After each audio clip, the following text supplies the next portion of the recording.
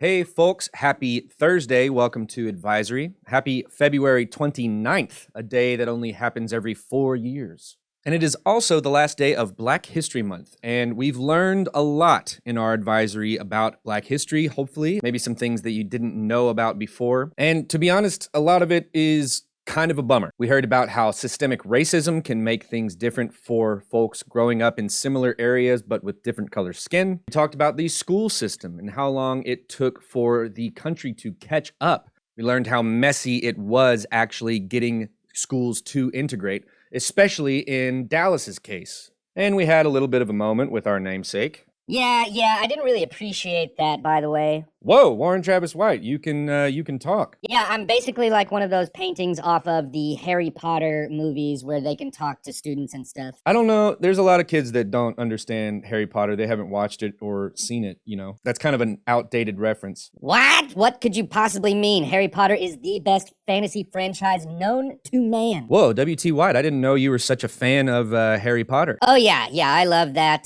My favorite character's probably got to be Voldemort. Voldemort is the bad guy, W.T. White. No, yeah, a lot of people think that, but he's really just misunderstood and I would say a product of his time. That's a very convenient perspective for you to take, Warren Travis White. By the way, while I got you here, we've kind of got some questions for you. Why did you not take on that 1954 court ruling for DISD? Why did you say that, like, schools had to stay segregated? Oh boy, oh geez, all right, look at the time. It's time for me to go. I got a lot of painting stuff to do, so I will catch you later. Oh, and he's gone. All right, Warren Travis White, everybody. We also talked about housing and how redlining works and how banks in major urban areas like Dallas will refuse to give loans to certain lower income areas, which in turn makes it very difficult for people to own houses and build businesses. We also talked about how this has been going on a long time in Dallas and how it still has repercussions today. And after hearing all of that stuff and after maybe learning some things that you didn't know before, you may be feeling a lot of things. I know I learned a lot this year and feel a lot as a result of what I learned. And it can be very easy to fall into despair or fall into anger or sadness. And I think that those are correct emotions to have in the face of injustice. But what I don't want to ever forget and what I want to leave you with here at the end of the month is hope. There has been and always will be groups of people that rise up against all odds out of oppression and out of unjust systems in attempts to change them for the better. And it is just that kind of story that we are going to watch over the next 2 days. This is called The Barber of Little Rock, and it is a short documentary that has been nominated for an Oscar this year. Little Rock, Arkansas is only a few hours from here, and as you will see, they deal with a lot of the same sort of economic injustices that Dallas has dealt with for years as well. This documentary follows Arlo Washington, who is a barber in Little Rock and has been for years. He started his own barber college where he teaches people not only how to cut hair, but also how to build themselves, build their businesses. And he has found himself on the front lines of the battle for economic justice starting in Little Rock, Arkansas. His perspective and his message in this documentary is beautiful, and the whole thing is very well done. It's about 35 minutes long, so we're gonna watch half of it today and half of it tomorrow. And there's so much good stuff in this that I want you to see. Not only the fighting against injustice, but it also shows what is possible when a community can come together and when people are inspired enough to make change that they inspire others. So without further ado, here is the first half of The Barber of Little Rock.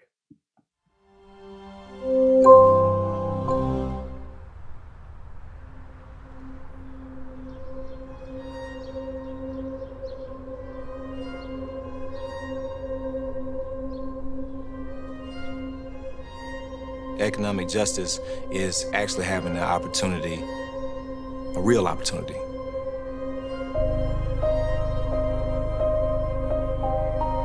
How you create generational wealth? How do you teach others to create generational wealth?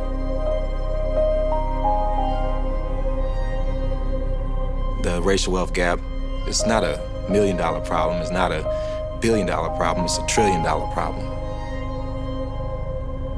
It's been a never-ending story.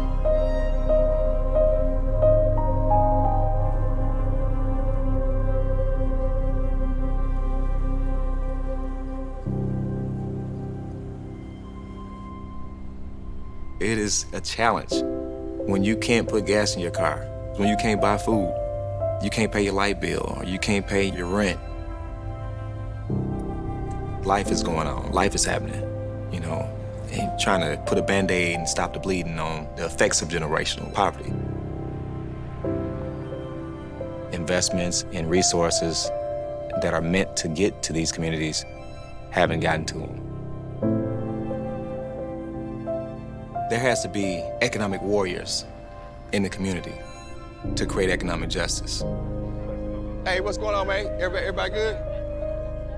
My name is Arlo Washington, and my purpose in life is to advance equity, create opportunities, and build the community.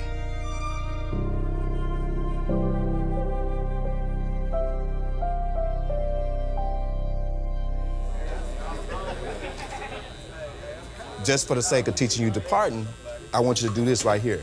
Now watch this. Watch this right here. So we'll go 1/4 of an inch in, 1/4 of an inch into the eyebrow. Take the point of your comb, you put it on the scalp. Take the other hand right here, and we'll put it back here in the nape area. And then we'll just take that point of that comb and just keep it on the scalp all the way till you feel that point with your index finger. We feel that point with your index finger, just slide your finger up the comb that way and pull it out to the side. That's one side, all right? So, but you really want a good straight line, so you can always go back and do it again. You just need to put a little bit more pressure on the scalp when you're going through. So we take that and clamp that up. Yeah, there we go. Appreciate that. So for the first couple of weeks, this is all y'all doing. 6 sections. 1, 2, 3, 4, 5, 6. How long did it take? 5 minutes. Now you ready to move on to something else. But let you try it. Good job, Mr. LeBron. Good job, Hughes. Use some of the techniques? Yeah, but you got that looking smooth. What we gonna talk about, JB? Get our foot in the game. How to get your foot in the game? Build your clientele up, learn the business, get a name for yourself out here, and then open your barbershop up. When I was 20, I opened my first barbershop. I worked in my partner's shop for 2 years first and built the clientele up, right? So I had about maybe 80, 90, 100 people coming to me every week. Then I opened up the barbershop. But right now, while you're in school, be patient, practice, cut as many heads as you can. When you leave and go to home, if you got little cousins, you got people in the neighborhood, cut as much as you can, because the more you cut, the better you get.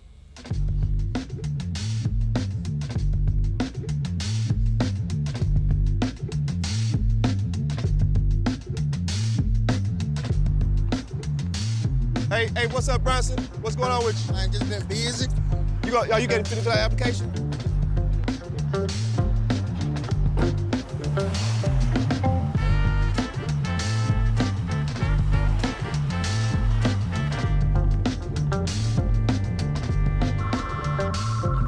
Good afternoon. Thank you for calling People Trust. How can I help you? Yeah, is my credit score gonna mess me up, ain't it? No, ma'am, we don't base it off your credit score.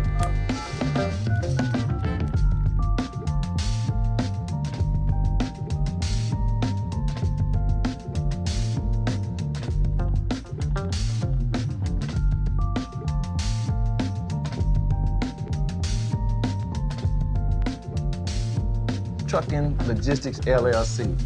This your plan right here. Have you got any business funding? You've been doing this all out your pocket. It's just all out of my pocket so far. As far as just driving, Yeah. I've been in the business for 10 years and my dad is a driver as well. I've covered every corner of the transportation industry, so I would want to create those jobs for other people. Tell me what it is that you want to do. Long term, I would ultimately like to have my own salon or become an instructor. Okay. And you've been traveling to your customers? Yes. Like their homes, Yes. their... Yes. Oh, okay, yeah, that ain't...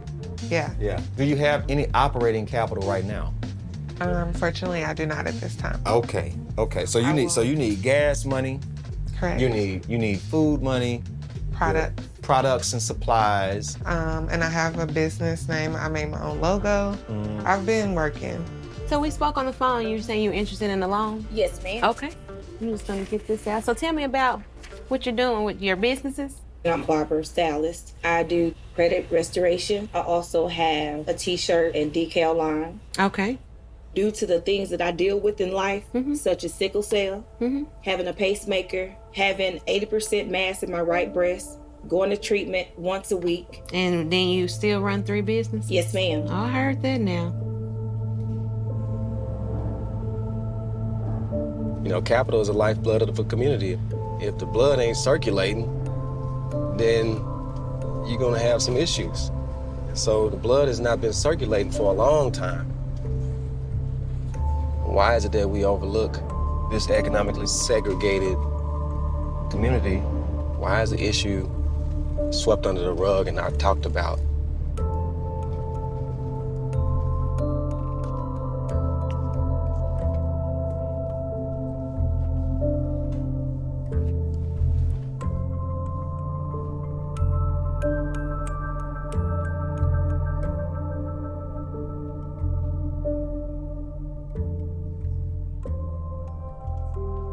What do you think and feel when you hear the word ownership?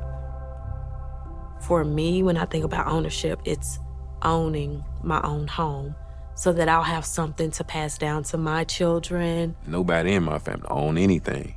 So ownership is important to me because I want to create jobs and opportunities for my boys and my little cousins and my nephews.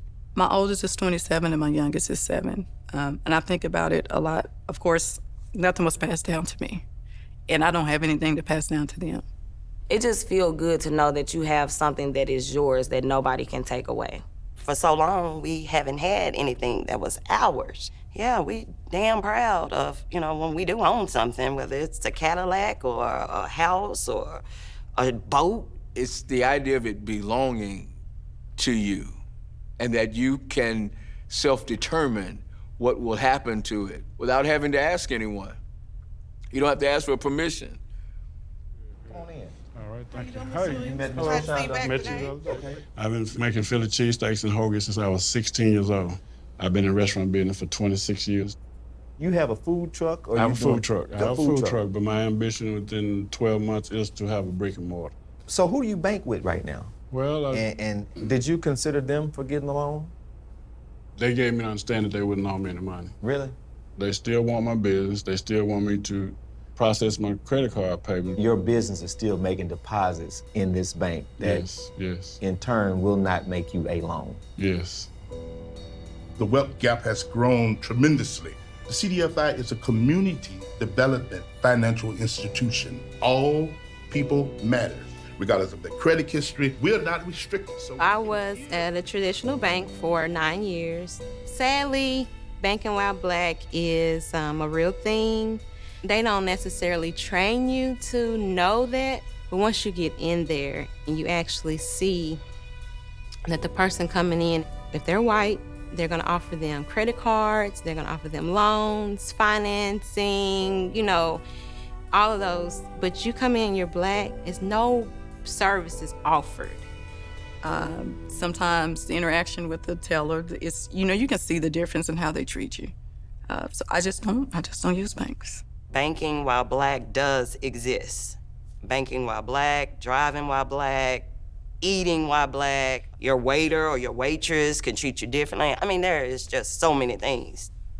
It's crazy the things that black people have to deal with. It becomes an experience that you try to avoid.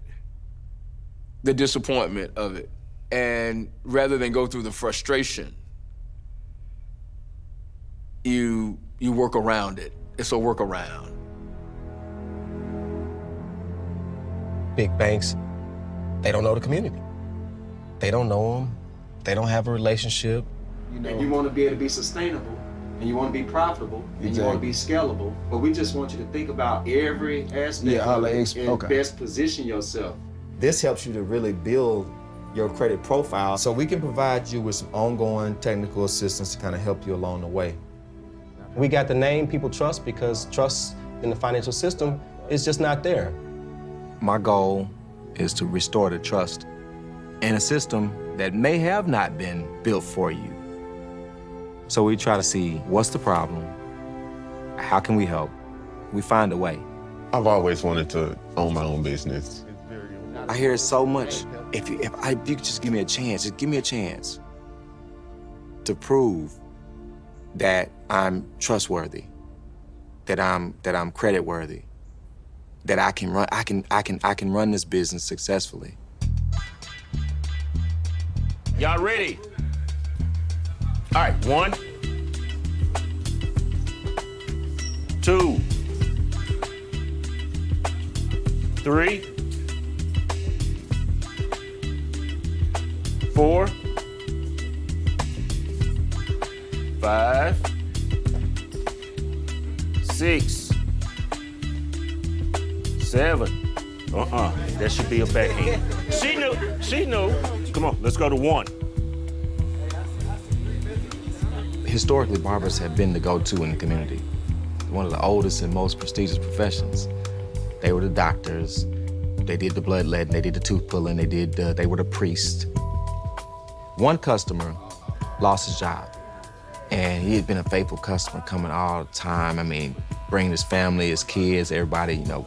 He said, Mr. Washington, he said, I'm down really bad, and I need to borrow $150. I've been a barber in the community for over 20 years. So when the community started hurting, what do you think they're gonna come to? They came to the people that they can come to for help. He said, I'm getting a job, and I can pay you back in 30 days. So I made him a loan. You know, I didn't think he was gonna pay it back when I gave him the loan at the time, but he came back and he paid it back. And a couple weeks later, he came back again. Guess what he did? He paid me back. So I made him another loan, and he paid that loan back. So then we started thinking about, well, how can these small loans at that size really have an impact? If they don't have credit, then they can't get a loan from a bank. That means they have to go to a loan shark, or they have to go to some payday lender that's going to never let them pay them off. And I thought about it, and I said, wait a minute. This is what's affecting my community.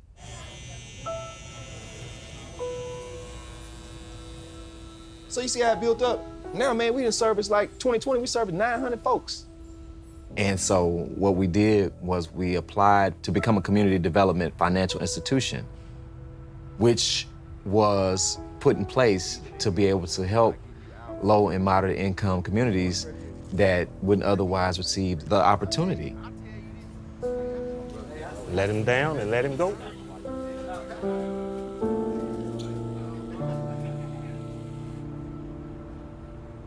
Come on in. In April of this year, my house caught a fire. So, you know, I was pushed out. I was calling to inquire about your rental assistance. You're behind on rent now? I forgot your name. Give me your name again. Candace. Okay. Cancer survivor. Yeah.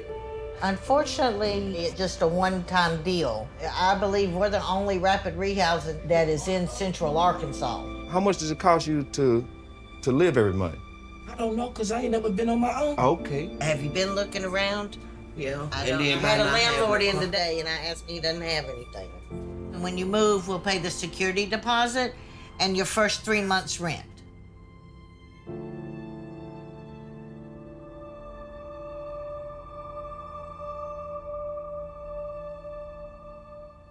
Let's talk about a budget. How's the job looking? Any?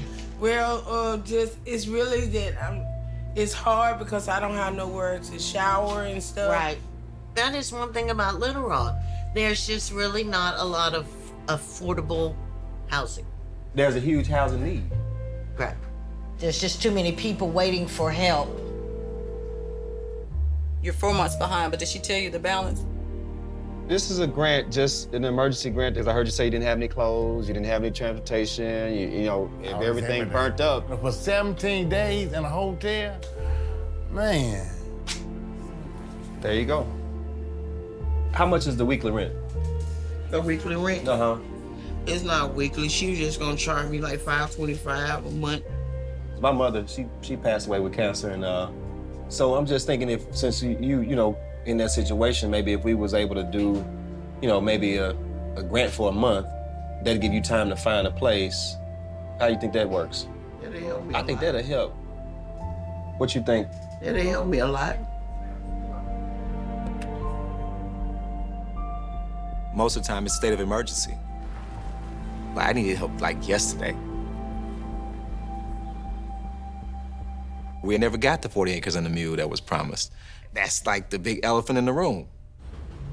This was promised to you. You never got it. Nobody never talked about it. It didn't come up in any type of other political discussions. And the fallout is what we see: a huge racial wealth gap, economic injustices, and not really an end to it in sight.